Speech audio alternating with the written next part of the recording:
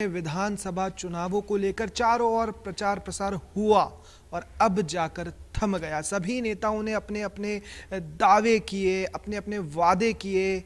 अब देखने की ये बात है कि 7 दिसंबर को जनता किस और रुख करती है। आइए हम बात करते हैं कांग्रेस के स्टार प्रचारक से, जो कि हैं आचार्य प्रमोद कृष्णन जी। सर, बहुत बहुत स्वागत है आपका फर्स्ट इंडिया न्यूज़ पर। सर, पूरे राजस्थान में आपने प्रचार किया, लेकिन हम देखें कि इन दिनों की राजनीति में जो धर्म है उसकी बहुत बड़ी भूमिका हो गई है। धार्मिक बातों को, भगवान तक को भी राजनीति में लाया जा रहा है। सर, इसकी क्या जरूरत है सच में राजनीति में? देखिए, धर्म की भूमिका राजनीति में हमेशा से थी। राजनीति और धर्म अलग नहीं है, क्योंकि धर्म का लक्ष्य और राजनीति का उद्देश्य दोनों एक हैं। जन कल्याण, मानव का उत्थान, शांति, समृद्धि, विकास। लेकिन कुछ दिनों से राजनीति का स्तर गिरा। जब राजनीतिक लोगों की बयानबाजियां, उनकी सोच में गिरावट आती है, तो वहाँ धर्म की बहुत महत्वपूर्ण भूमिका हो जाती है।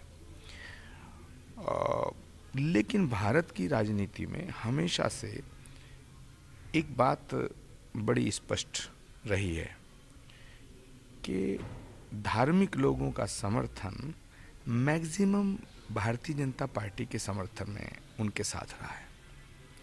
लेकिन ये पहला चुनाव है राजस्थान का जिसमें धर्म गुरुओं ने, खास तौर से हिंदू धर्म गुरुओं ने, बीजेपी के पक्ष में बात नहीं की है, कांग्रेस के पक्ष में बात की है। ये एक चेंज है। मैंने मध्य प्रदेश के इलेक्शन में भी देखा।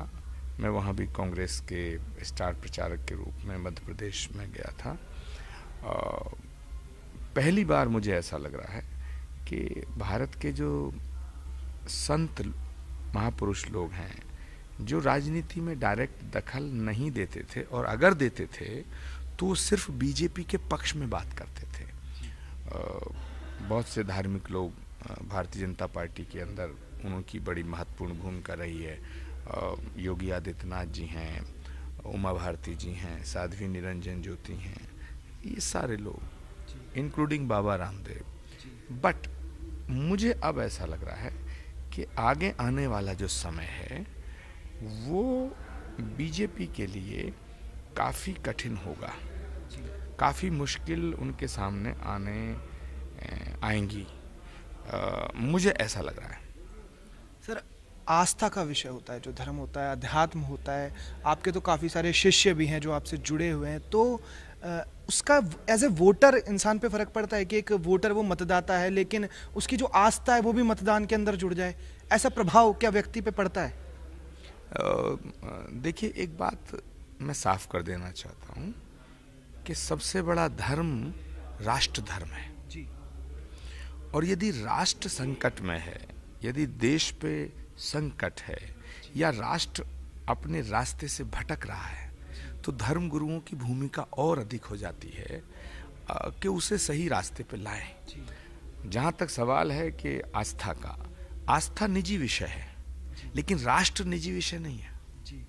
मैं ये बात आपकी नहीं मानता कि जिन लोगों की आस्था है वो देश में कुछ भी होता रहे उसको चुपचाप देखते रहे। डॉक्टर होता है, वो राजनीति में आता है, तो राजनीति में आने के बाद डॉक्टरी नहीं छोड़ देता। वकील है, पॉलिटिक्स में आने के बाद वकालत नहीं छोड़ देता। इंजीनियर भी अपना डिग्री साथ ही रखता है, ठीक है। ऐसे ही संत भी देश के नागरिक तो है ना, तो संतों को राजनीति में अपनी भूमिका सुनिश्चित करनी चाहिए, मेरा ऐसा मानना है। और वो भी उस वक्त ज़्यादा करनी चाहिए जब राष्ट्र में धर्म की राजनीति का दुरुपयोग किया जा रहा है। राजनीति को धर्म के हिसाब से चलाना बुरा नहीं है, लेकिन धर्म के नाम पर राजनीतिक फ़ायदा लेकर के और धर्म की जगह अधर्म की राजनीति करना, ये गलत है। सर, राम मंदिर और बाबरी जैसे मस्जिद जो मुद्दे हैं, इनकी क्या सच में आवश्यकता है राजनीति में? किसी सरकार को चुनने के लिए, प्रतिनिधि को चुनने के लिए, नेता को चुनने के लिए, कि राम मंदिर और बाबरी मस्जिद जैसे मुद्दों का सहारा लेना चाहिए? देखिए, भारत भावनाओं का देश है, श्रद्धा, विश्वास और आस्था का देश है। हमारी आस्था है, हमारा विश्वास है कि भगवान श्री राम अयोध्या में अवतरित हुए थे, उनकी जन्मभूमि पर मंदिर बनना चाहिए। ये हमारे विश्वास का प्रश्न है, हमारी आस्था का प्रश्न है। अब इस मुद्दे को कभी भी किसी नेता ने नहीं उठाया, बीजेपी ने उठाया था। जनसंघ से लेकर के भारतीय जनता पार्टी का जो सफर है, इसमें बीजेपी ने यह कहा था, पहली ऐसी पार्टी, राजनीतिक पार्टी बीजेपी है जिसने ये स्पष्ट किया था कि हम अगर सत्ता में आए तो भगवान श्री राम का मंदिर बनाएंगे। फिर श्रद्धेय अटल बिहारी जी की सरकार बनी थी। जब सरकार बनी अटल जी की तो ये सवाल उठा कि भाई आपने कहा था आप मंदिर बनाएंगे, आप बनाओ। तो उन्होंने कहा क्योंकि हम पूर्ण बहुमत में नहीं हैं। अब अटल जी के जाने के बाद, सरकार जाने के बाद, उसके बाद देश में कई चुनाव हुए और बीजेपी ने इसको प्रमुख एजेंडे के रूप में प्रस्तुत किया। तो 2004-2009 के बाद ये भावना चरम उत्कर्ष पे पहुंच गई और भारत की जनता ने, खास तौर से हिंदू जनता ने, सारे मुद्दों को अलग करके, डेवलपमेंट को अलग करके, लॉ एंड ऑर्डर को अलग करके बीजेपी का साथ दिया कि बीजेपी अगर पूर्ण बहुमत में सत्ता में आती है तो राम मंदिर बनाएगी। तो हम कह सकते हैं कि भावनाओं के आधार पर वोट लिए जा सकते हैं, मंदिर के नाम पर, मस्जिद के नाम पर वोट देती है जनता। यहाँ लिए नहीं जा सकते हैं, वोट दिए, वोट लिए, सरकार बनी और प्रचंड बहुमत से नरेंद्र मोदी जी की सरकार बनी। सारे हिंदुओं को ये उम्मीद थी कि नरेंद्र मोदी जी राम मंदिर बनाएंगे, लेकिन इन्होंने बनाया नहीं। इससे हिंदुओं को बहुत बड़ा आघात पहुंचा है और भारत के नहीं, पूरे विश्व के हिंदुओं का ये मानना था, ये विश्वास था कि जिस दिन केंद्र में पूर्ण बहुमत की सरकार बनेगी, भगवान श्री राम का मंदिर बनेगा। अब वो 5 साल बीतने को है, मंदिर नहीं बना। दूसरा इन्होंने एक और भावनात्मक मुद्दा देश की जनता के सामने रखा था, वो है गाय का, कि जब हमारी सरकार बनेगी, यानी कि भाजपा की सरकार बनेगी, तो गौवध पे राष्ट्रीय कानून लाएंगे। वो भी नहीं लाए। तीसरा इनका मुद्दा था कि जब हमारी पूर्ण बहुमत की सरकार होगी, और ये बात ये 60 साल से कह रहे हैं कि हम कश्मीर से धारा 370 हटा देंगे, इन्होंने नहीं हटाई। एक और इनका वादा था कि हम अगर पूर्ण बहुमत से सरकार में आए तो हम काला धन वापस लाएंगे। 2012, 13, 14 और 11 में जो आंदोलन भ्रष्टाचार के खिलाफ हुए, जिसमें अन्ना आंदोलन भी है, पूरे देश में एक जागृति पैदा हुई, उसमें इनका एक वादा था कि हम अगर आए तो काला धन लाएंगे। काला धन नहीं आया। इनका एक और वादा था कि हम बेरोजगारों को रोजगार देंगे। बेरोजगारों को रोजगार नहीं दे पाए, जिनके रोजगार थे वो भी ठप हो गए। इनका एक और वादा था कि हम गंगा को साफ करेंगे, गंगा भी साफ नहीं कर पाए। तो ये जो 5-7 प्रमुख वादे थे जिनसे हिंदू जनता डायरेक्ट जुड़ी है, उसकी भावनाएं जुड़ी हैं, तो ये पूरा नहीं कर पाए। अब इनसे विश्वास उठ गया। ऐसा लगता है देश के संतों को, मैंने अभी जो शुरुआत की आपसे बातचीत की, कि देश में आज़ादी के बाद आज तक हमेशा देश के संतों ने बीजेपी का साथ दिया। ये पहला चुनाव है और ये शुरुआत है। विनायक जी आप देखना, ये शुरुआत है।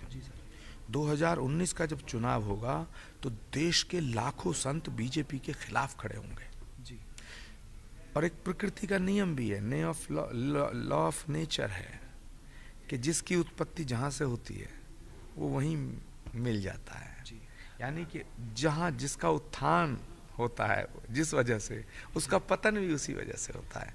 तो धर्म की वजह से इनका उत्थान हुआ और अब ये धर्म की वजह से ही इनका पतन होगा।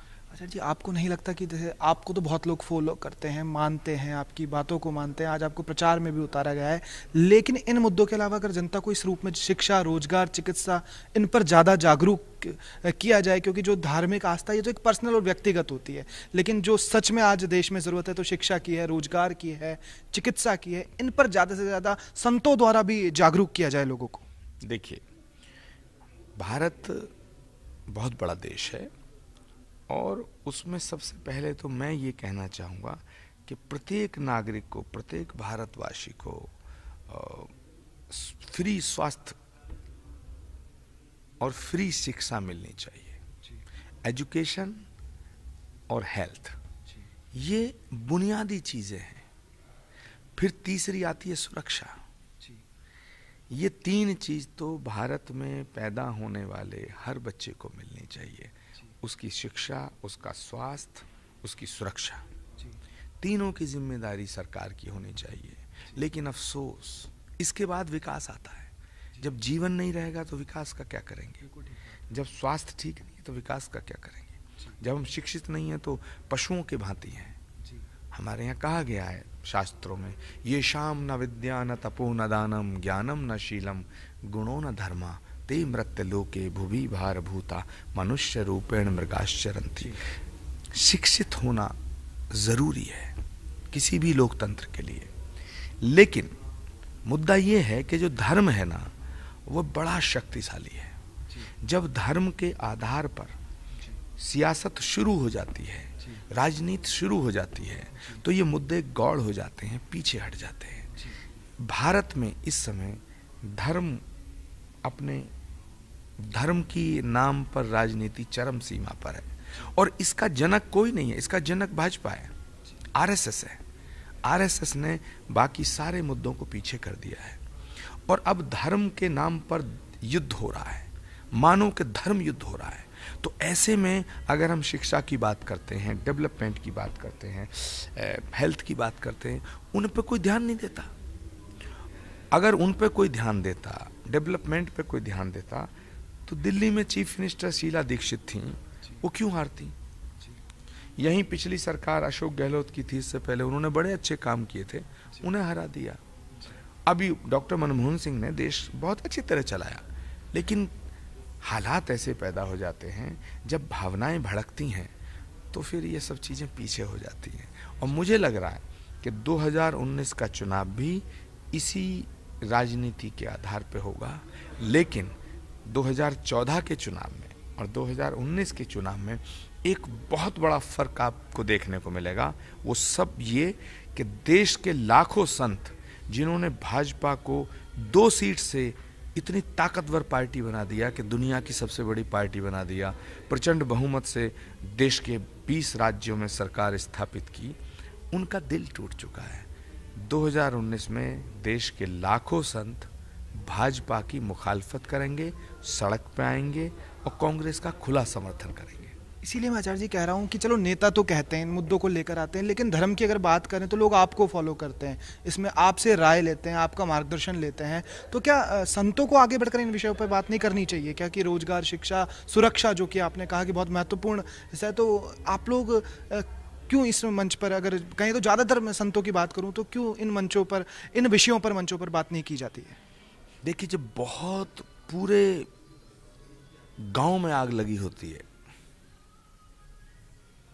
उस वक्त आदमी कुछ नहीं सोचता है। जब अपने घर में या पड़ोस में अपने घर में आग लगी होती है तो पड़ोस में भागता है, पड़ोसियों से बुझाने आते हैं। जब पड़ोस में भी लग जाती है तो गांव में, और जब पूरे गांव में आग लगी है, तो इसलिए 2019 में शिक्षा, स्वास्थ्य, विकास ये कुछ नहीं चलेगा। अब धर्म की राजनीति अपने चरम उत्कर्ष पे है। 2019 के बाद इस देश की जनता को फिर पुनः विचार करना पड़ेगा कि अब देश को किस रास्ते पे ले जाना चाहिए।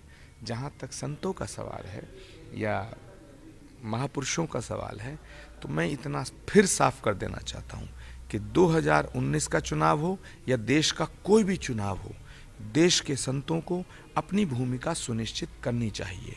और जो राजनीतिक दल देश के खिलाफ बात कर रहा है, क्योंकि देश बड़ा है, राजनीति छोटी है, सत्ता आएगी जाएगी, सत्ता आई थी चली गई, लेकिन देश के संतों को किसी एक राजनीतिक पार्टी का गुलाम नहीं बनना चाहिए। देश के संतों को अगर एक ही दिशा में जाना है तो वो गुलामी की तरफ चल देंगे। जैसे देश के संतों ने बीजेपी को समर्थन दिया और बीजेपी का समर्थन करके देश में सरकार बनाई। मैं सारे संतों को अपील करता हूं कि भाजपा अब ये सोच बैठी है कि संतों के सामने ऑप्शन ही कुछ नहीं है। ये तो इनका अगर किसी का 10,000 फॉलोअर्स हैं, किसी के लाख, किसी के 10 लाख, इनकी मजबूरी है कि ये हमें ही वोट देंगे। तो देश के संतों को अब आगे बढ़ के ये कहना चाहिए कि हम किसी भी राजनीतिक पार्टी के गुलाम नहीं हैं, हम किसी भी राजनीतिक पार्टी के समर्थक तो हैं, लेकिन हम अंधे समर्थक नहीं हैं। यदि तुम ठीक नहीं चलोगे और देश के खिलाफ बात करोगे तो हम तुम्हारा विरोध करेंगे। उसी का नतीजा है कि मध्य प्रदेश के संतों ने शिवराज सरकार का विरोध किया। उसी का नतीजा है मैं राजस्थान में आज बीजेपी की सरकार के खिलाफ कांग्रेस के समर्थन में प्रचार कर रहा हूं। और ये सिलसिला यहां रुकेगा नहीं। आप याद रखना, 2019 का चुनाव भी देखना, बिल्कुल संतों में भी बंटवारा होगा। जो संत राष्ट्रभक्त होंगे वो सच्चाई के रास्ते पे चल करके बीजेपी की मुखालफत करेंगे, विरोध करेंगे, और जो संत गुलाम होंगे वो भाजपा के साथ रहेंगे। एक सवाल और था, यह था कि जब आप गए तो आपको किस नज़रिए से यहाँ पर देखा गया? एक संत के नज़रिए से देखा गया, लोग आशीर्वाद लेने आए, या एक स्टार प्रचारक, एक नेता? किस रूप में जनता ने आपको देखा और क्या रिस्पॉन्स जनता का आपको लेकर रहा? देखिए विनायक जी, संत होना सौभाग्य का विषय है, प्रारब्ध का विषय है, परमात्मा की कृपा का विषय है, वैराग्य का विषय है, और राष्ट्र की राजनीति मेरा संवैधानिक अधिकार है। मुझे इससे कोई फर्क नहीं पड़ता, कोई मुझे धर्मगुरु समझता है, कोई मुझे श्री कल की पीठाधीश्वर के रूप में देखता है, कोई मुझे कांग्रेस के स्टार प्रचारक के रूप में देखता है। मुझे उससे कोई फर्क नहीं पड़ता। मुझे मेरा धर्म ये बताता है कि मैं एक हिंदू धर्मगुरु हूँ और अपने कर्तव्यों का निर्वहन करते हुए, अपनी आस्था पे अडिग रहते हुए राष्ट्र के लिए क्या कर सकता हूँ, मैं राष्ट्र को क्या दे सकता हूँ। और मुझे लगता है कि राष्ट्र को अब सब कुछ देने की नौबत आ गई है, समय आ गया है, घड़ी आ गई है, क्योंकि हमारा देश बड़ा महान देश है। भारत गंगा जमुनी तहजीब का देश है। भारत भगवान श्री राम और योगी राज कृष्ण ऋषि मुनियों का देश है। भारत प्रेम और सद्भावना का देश है। आज भारत को नफरत की आग में झोंका जा रहा है। भारत को प्रेम और सद्भावना के अमृत की आवश्यकता है।